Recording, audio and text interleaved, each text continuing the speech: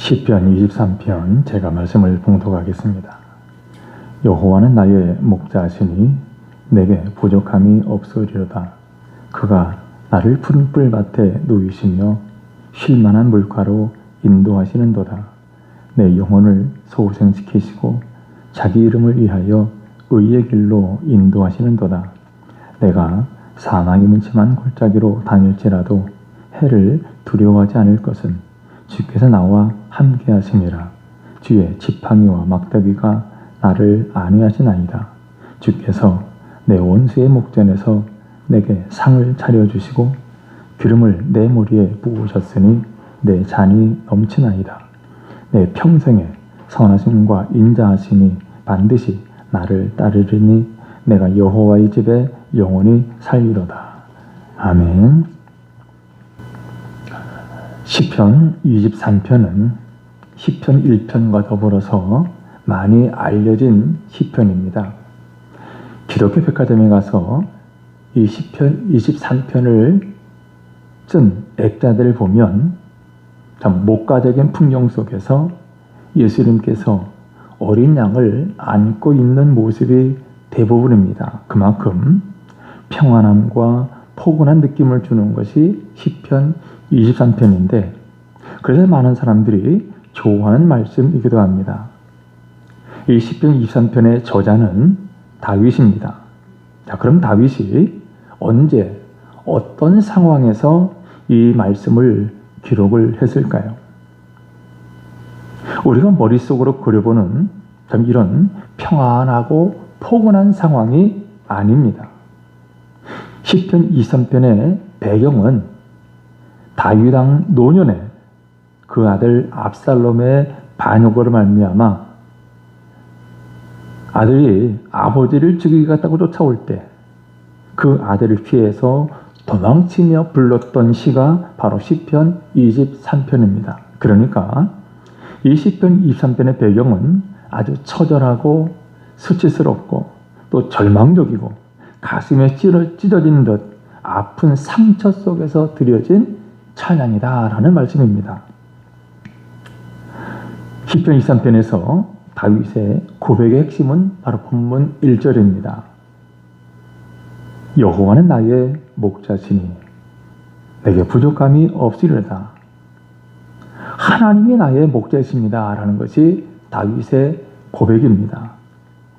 다윗은 아들 압살롬에게 수치스러운 도망 속에서도 하나님을 목자로 고백합니다. 다른 어떤 얘기가 아니라 다른 그 무엇이 아니라 하나님이 나의 목자시다. 여러분, 하나님이 우리의 목자이심을 믿으시기를 바랍니다. 하나님이 목자이시기 때문에 결코 부족함이 없습니다. 지금 다윗이 내게 부족함이 없습니다 라고 할 때 이 부족함이 없다라는 것은 결코 넉넉하다라는 의미가 아닙니다. 어려움이 없다라는 것도 아닙니다. 지금 다윗의 상황은 매우 어렵습니다. 위태롭습니다. 쫓기는 신세입니다. 그럼에도 불구하고 그는 부족함이 없다라고 고백을 하죠. 이것은 목자에 대한 하나님께 대한 신뢰를 의미합니다.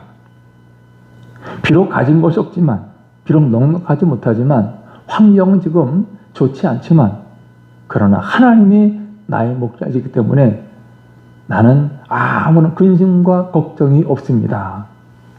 마치 어린 아이가 엄마에게 나는 엄마만 있으면 돼 라고 말하는 것과도 같습니다.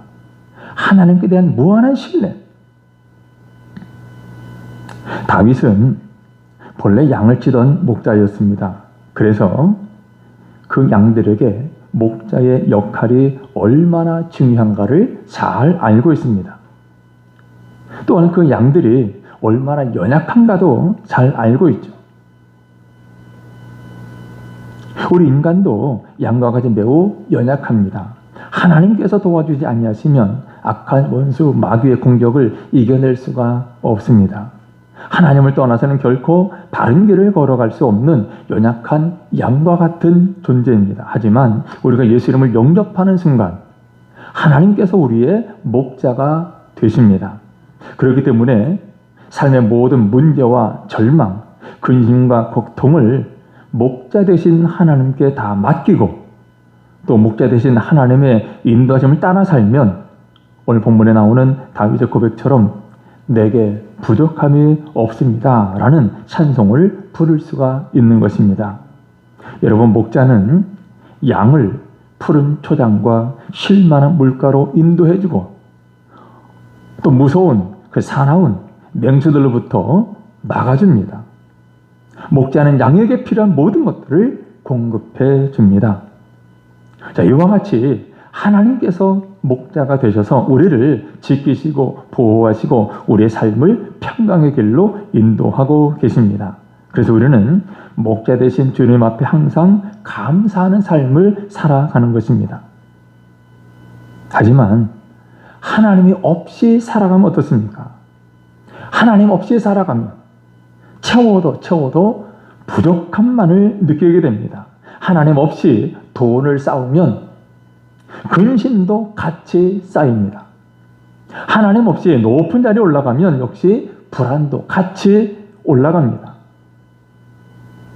미국의 유명한 기독교 작가인 맥스 루케이도 목사님이 자기 자신이 주인이 되어서 자기 자신이 자신의 목자가 되어서 살아가는 오늘 현대인들의 삶을 시편 23편에 빗대어서 이렇게 표현했습니다. 한번 볼까요?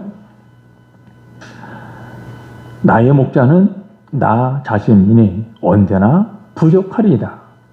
내가 이 백화점에서 저 쇼핑센터로 이 병원에서 저 요양원으로 안식을 찾아 헤매고 다니나 결코 안식을 얻지 못하리로다.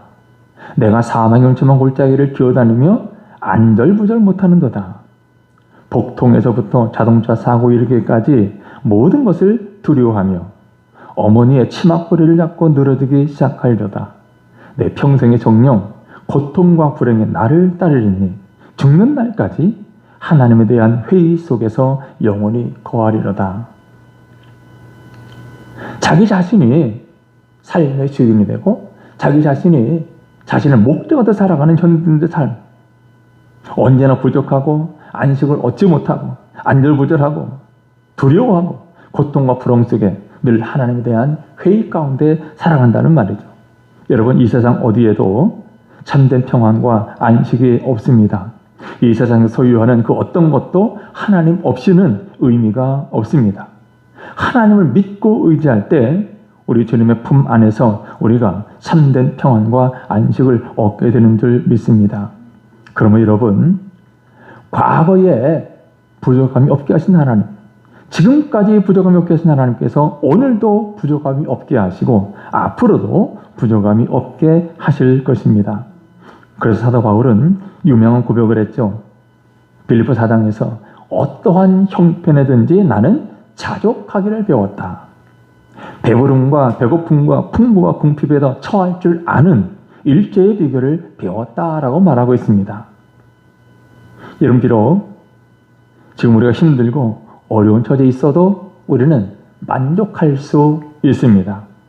평안하고 잘 되는 처지에 있어도 우리는 또한 만족할 수 있습니다. 왜 그렇습니까? 여호와가 나의 목자이시기 때문입니다. 반면에 우리가 세상 것들을 바라보고 의지하며 따라가면 상처를 받습니다. 어떤 사람은 물질이, 재물이 모든 것을 해결해 준다고 생각하고 그 물질, 재물을 따라가다가 물질 때문에 상처를 입고 어려움에 빠집니다. 여러분, 하나님께서 우리의 목자가 되셔서 평생토록 또 순간순간마다 우리를 보호하시고 돌보시며 인도해 주시고 풍성한 은혜로 채워주신 것을 믿으시기를 주름으로 축원합니다. 그리고 목자이신 하나님께서는 우리를 인도해 주십니다. 다윗은 2절에서 고백합니다. 그가 나를 푸른 풀밭에 누이시며 쉴만한 물가로 인도하시는도다. 푸른 풀밭으로 쉴만한 물가로 인도한다. 팔레스틴, 이스라엘 땅, 비가 많이 내리는 우기와 비가 내리지 않는 건기가 있는데 비가 많이 내리는 이 우기 때는 목자가 굳이 풀을 찾아 나설 필요가 없습니다. 하지만 건기 때는 양과 함께 풀을 찾아가는 긴 여정을 시작합니다. 하지만 적어도 목자가 보살피는 양들은 무엇을 먹을지, 무엇을 마실지 염려할 필요가 없습니다. 그래서 양들은 목자가 인도하는 대로 푸른 초장과 실 많은 물가로 따라가기만 하면 됩니다. 여러분, 목자이신 하나님을 따라가는 성도들은 필요할 때에 풍족한 풀을 먹을 수도 있고 깨끗한 물을 먹을 수 있습니다. 하나님께서 우리에게 필요한 모든 것들을 공급해 주시기 때문이죠. 무엇보다도 우리가 살아가는 동안 가장 필요한 말씀의 푸른 풀을 공급해 주십니다. 하나님의 말씀의 풀밭에 우리를 인도해 주셔서 영혼의 양식으로 우리를 배불리 먹여 주십니다. 우리가 인생을 살면서 때때로 무엇인가에 쫓기고 마음에 염려와 근심과 걱정과 불안이 몰려올 때가 있는데, 하지만 목자이신 주님께 나와서 모든 짐을 맡기면 우리 주님께서 우리 마음에 평안함을 주십니다. 예수님께서는 인생의 무거운 짐을 지고 가는 모든 사람들을 초청하십니다. 뭐라고 하십니까? 마태복음 11장에 수고하고 무거운 짐진 자들아 다 내게로 오라. 내가 너희를 쉬게 하리라. 모든 무거운 짐들을 다 가지고 예수님께로 나오라고 했습니다. 그럼 예수님께서 그 모든 무거운 짐들 맡아주시고 쉼을 주신다고 하셨습니다. 자, 엘리자베스 클레페인이라는 여인이 있습니다. 그분이 어릴 때는 몸이 병약해서 늘 병치레를 했습니다. 그럼에도 불구하고 그녀는 자기 주변에 자기처럼 고통당하는 이웃을 예수님의 사랑으로 항상 사랑하고 돌보았습니다.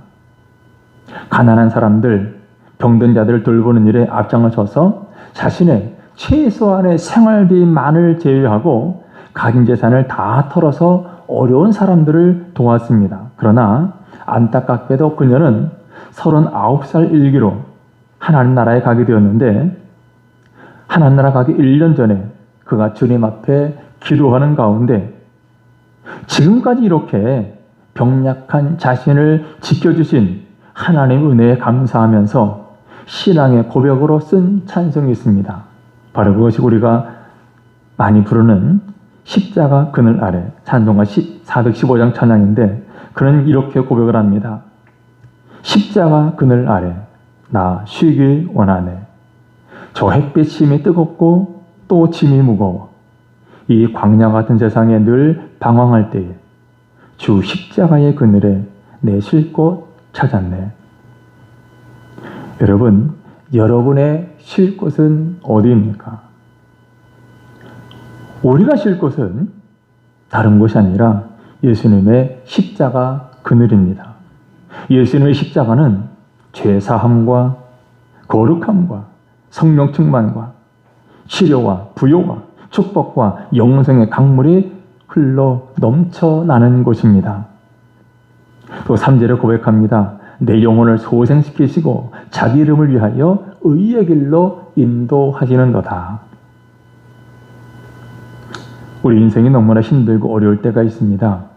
그때는 우리가 어떻게 해야 됩니까? 너무나 힘들고 어려울 때, 그때는 우리가 주님을 바라볼 때입니다. 또 그때는 우리가 자신의 모습을 돌아보고 하나님 앞에 철저하게 회개하고 돌이킬 때이기도 합니다. 힘들고 어려울 때 주님 바라보고 하나님 앞에 회개하고 돌이킬 때, 그러면 성령님께서 내 속에서 기쁨과 평강을 회복시켜 주십니다. 새 힘을 주십니다. 내 영혼을 소생시켜 주십니다. 양들은 가끔 몸이 뒤집히는 경우가 있다고 그래요. 몸이 뒤집어져요. 몸집에 비해서 다리가 짧아서 균형을 잡기가 힘들기 때문에 양들은 몸이 한번 뒤집혀지면 자기 스스로는 잘 일어나지 못한다고 합니다. 아무리 몸부림쳐도 못 일어나니까 결국 자기 스스로 공포에 사로잡혀서 더욱 버둥거리게 되죠. 그러다가 혈액질환이 안 되어서 결국 스님이 먼저 죽기도 한다고 그러죠. 또 맹수들이 뒤집혀 있는 양들을 보면 달려와서 먹이로 삼습니다. 자, 이런 양의 연약함을 아는 목자들은 혹시라도 그 양무리들 가운데 뒤집혀진 양들이 없는지 부지런히 살피게 됩니다. 그리고 뒤집혀진 양들을 보면 즉시 달려가서 바로 세워준다는 거죠. 여러분, 우리도 인생을 살면서 힘들고 어려운 일을 만나서 주저앉을 때가 있습니다. 주저앉을 때 몸이 뒤집혀서 버둥거리기만 하는 양처럼 우리도 어찌해야 할지 몰라서 탄식할 때가 있습니다. 이런 때는 그야말로 그 누구에게도 도움을 청할 수가 없습니다. 하지만 그 누구에게도 도움을 청할 수 없는 그때 주님만 믿고 의지하고 바라보고 나아가시기를 주름으로 축원합니다. 그러면 목자가 양을 바로 세워주듯이 우리 주님께서 우리를 소생시켜 주실 것입니다. 그러므로 우리는 문제와 어려움 가운데서 주님을 찾아야 합니다. 우리가 비록 잘못된 길을 갔다고 할지라도 회개하고 돌아오면 주님께서 우리를 붙들어 주시고 다시 소생시켜 주십니다. 여러분, 하나님께서 독생자 예수 그리스도를 이 땅에 보내셔서 십자가 달려 돌아가시게 한 것은 먼저 우리의 영혼을 회복시켜 줄 뿐만 아니라 우리 마음과 육체를 비롯한 모든 것들을 회복시켜 주시기 위함입니다. 선한 목자 대신 예수 그리스도를 믿으면 우리의 영혼이 소생케 됩니다. 또는 우리의 심령과 육체가 회복되고 더 나아가 어그러지고 깨진 모든 것들이 회복될 수 있습니다. 하나님께서 이처럼 우리 영혼을 소생시키는 이유는 우리로 하여금 소생된 그 영혼을 가지고 의의 길을 걸어가도록 하시기 위함입니다. 하나님은 우리가 소생된 사람으로서 의의 길을 걸어가길 원하십니다. 여기서 의의 길이란 무엇입니까? 하나님의 말씀을 따라 하나님의 뜻대로 살아가는 삶을 의미합니다. 여러분, 우리는 우리를 소생시키시는 하나님의 도우심으로 말미암아 의의 길을 가야 하고 또 그렇게 하나님께 영광을 돌리며 하나님을 기쁘시게 하는 삶을 살아가야 합니다.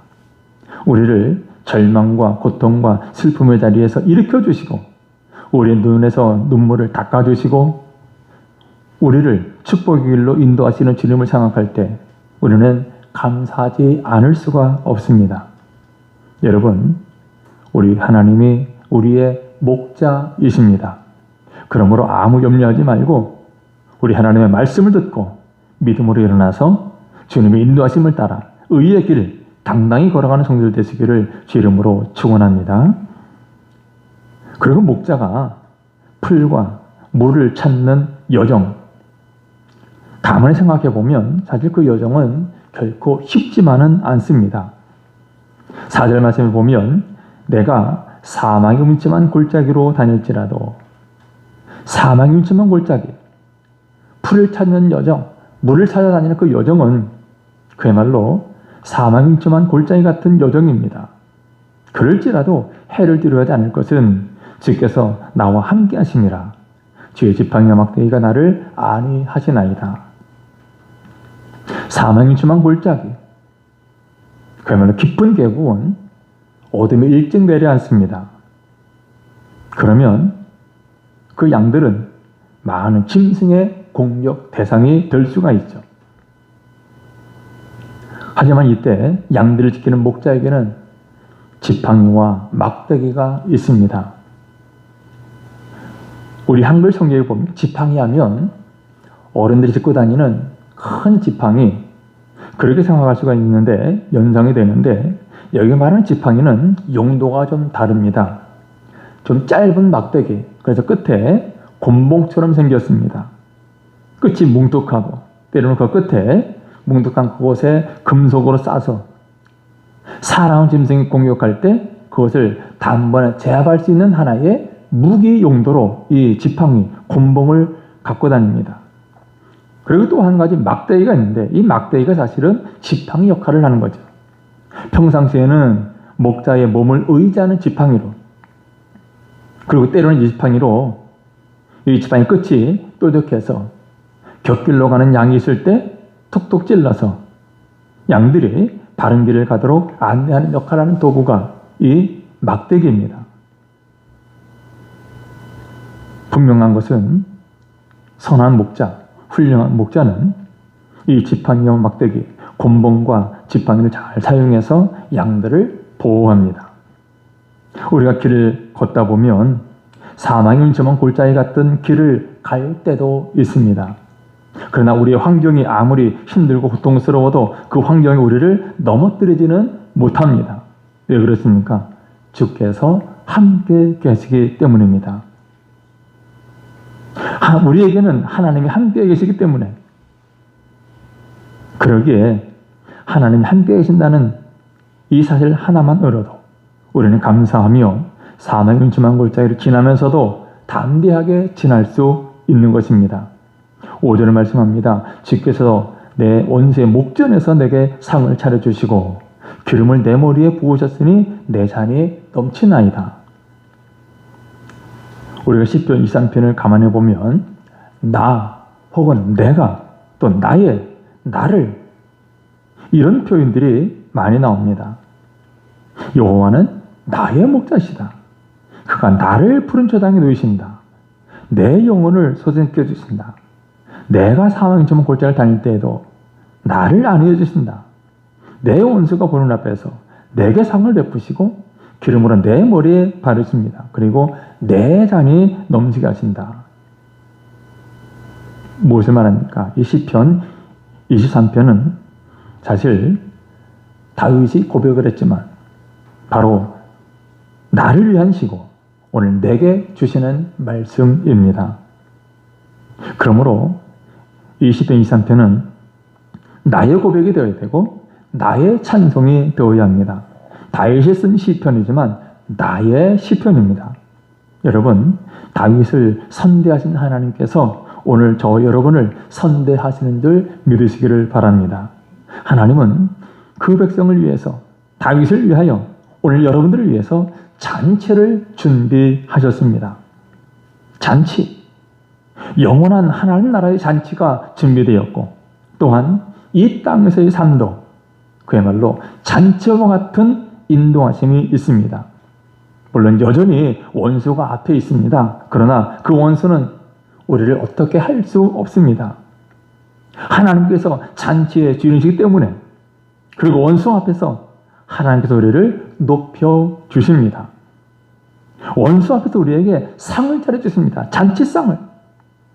그리고 기름을 머리에 부으신다 그랬죠. 기름을 머리에 붓는 것은 존귀하게 해주는 것을 의미합니다. 명예로운 손님으로 초대받았음을 의미합니다.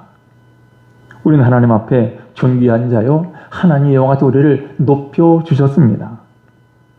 신약 성경에서도 여인들이 예수님께 기름으로 머리를 부었죠.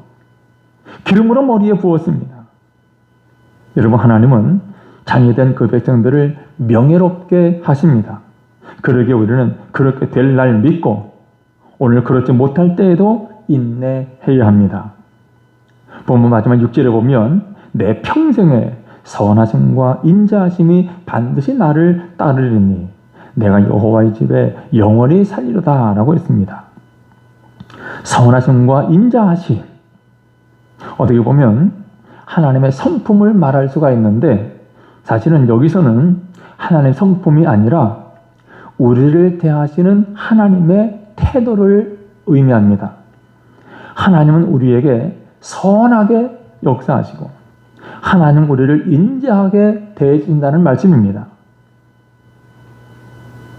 여러분, 하나님은 하나님의 선하심으로 우리의 평생에 가장 좋은 것을 주시고 가장 좋은 길로 인도하시고 우리 인생을 가장 아름답게 만들어 주실 것입니다. 또는 하나님은 인자하심으로 말미암아 우리를 향한 희망을 버리지 않으십니다. 우리가 실수하고 잘못했을지라도 하나님은 우리를 믿고 기다려 주십니다. 나는 끝났다라고 하는데 하나님은 아직 끝나지 않았다라고 하십니다. 나는 부족하다라고 자책하는데 너는 충분히 가능하다라고 격려하십니다. 바로 이것이 우리 주님의 인자하심입니다. 하나님의 선하심과 인자하심이 반드시 따른다. 반드시 따르는 말은 어떤 일이 있어도 따른다는 말이죠. 여러분 기필코 하나님의 선하심이 나를 따르고 반드시 하나님의 인자하심이 나를 지켜주십니다. 이런 다윗의 소원은 무엇입니까? 여호와의 집에 영원히 거하는 것입니다. 여호와의 집에 그는 왕으로서 화려한 왕궁에 거하고 또 상어로 만든 침상에서 잠을 자고 온갖 진미를 먹을 수 있지만 그것이 더 이상 그의 기쁨이 되지 않습니다. 다윗의 가장 기쁨, 다윗의 가장 즐거움, 다윗의 가장 큰 소망은 여호와와 함께 영원히 거하는 것입니다. 여러분, 우리 하나님의 나라, 천국이 좋은 이유가 무엇입니까? 천국 그곳에 아픔도 없고 질병도 없고 죽음도 없고 괴로운 곳이나 고통도 없는 것, 그리고 먹을 것과 입을 것이 풍성하고 아무 문제가 없다는 것, 이런 것들만이 아닙니다. 가장 중요한 것은 그곳에 우리 하나님, 우리 예수 그리스도가 계시기 때문입니다. 그러면 여러분 이 땅에 살면서 하나님을 더 많이 사랑하고 하나님 더 많이 알아가고 하나님과 늘 동행하는 삶 살아갈 수 있기를 바랍니다. 여러분 오늘 말씀의 제목대로 다윗의 고백처럼 여호와는 나의 목자이십니다. 나의 목자는 여호와 하나님이십니다. 그리고 나는 그분의 양입니다. 목자가 양의 생명이듯이 하나님은 나의 생명이십니다. 선한 목자신 하나님은 우리를 의의 길로 인도하시면서 원수 앞에서 승리하게 하십니다. 아무리 어렵고 힘든 사망의 음침한 골짜기로 다닐지라도 두려워하지 말고 모든 것을 목자이신 하나님께 다 맡기고 이 땅에 살면서 하나님 더 많이 사랑하고 하나님과 동행하는 삶 살아가는 저희 여러분 되시기를 우리 주님의 이름으로 축원합니다. 기도하겠습니다. 걸어가신 우리 하나님, 하나님이 우리의 목자 되심을 감사합니다. 우리를 하나님의 어린 양으로 삼아주시되 보배롭고 존귀한 하나님의 사람으로 세워주심을 감사합니다. 이제 다윗의 서원처럼 우리 하나님과 영원토록 함께하는 것이 우리의 소망 되게 하여 주옵소서. 늘 하나님과 함께하고 또 하나님 더 많이 사랑하고 늘 하나님의 은혜 가운데 하나님 전에 풍성한 은혜를 누리며 살아가는 우리 모두가 되게 해 주옵소서. 예수님의 이름으로 기도드리옵나이다. 아멘.